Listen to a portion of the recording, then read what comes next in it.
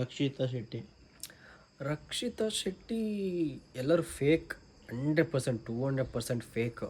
So ಎಂಥ candidate ಅಂತಂದರೆ like ಈ ಫುಟೇಜ್ನ ತಿನ್ನೋವಂಥ ಕ್ಯಾಂಡಿಡೇಟ್ ಅಂತ ಜನಗಳಂತಾರೆ. ಖಂಡಿತವಾಗ್ಲೂ ಇಲ್ಲ. ಯಾಕೆ ಅಂತ ಹೇಳಿದ್ರೆ ಇವನ್ ಮಂಗಳೂರಿನಲ್ಲಿ ಇದ್ದಂತಹ ಸಾಕಷ್ಟು ಜನರು ಸೊ ಮುಂಬೈಗೆ ಹೋಗಿ ಕೆಲಸವನ್ನು ಮಾಡ್ತಾ ಇರ್ತಾರೆ. ತಮ್ಮ ತಮ್ಮ ಒಂದು ವೃತ್ತಿ ಜೀವನವನ್ನು ಅಲ್ಲಿ ಬೆಳೆಸ್ಕೊಂಡಿರ್ತಾರೆ.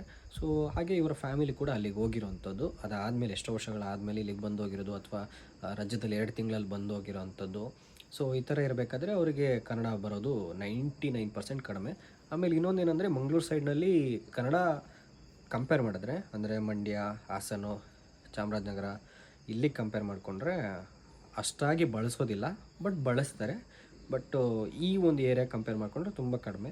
ಆಮೇಲೆ ಅವರು ತುಳುಗೆ ಜಾಸ್ತಿ ಪ್ರಾಮುಖ್ಯತೆ ಕೊಡ್ತಾರೆ, ಯಾಕಂದರೆ ಅವರು ಅದು ಮದರ್ ಟಂಗು, ತಪ್ಪೇನಿಲ್ಲ. ಸೊ ಹಾಗಾಗಿ ಕನ್ನಡ ಕಡಿಮೆ. ಆಮೇಲೆ ಎಂಥ ಗೊತ್ತುಂಟ ಗಾಯಸ್, ಆ ಗಾಯಸ್, ಈ ಗಾಯಸ್.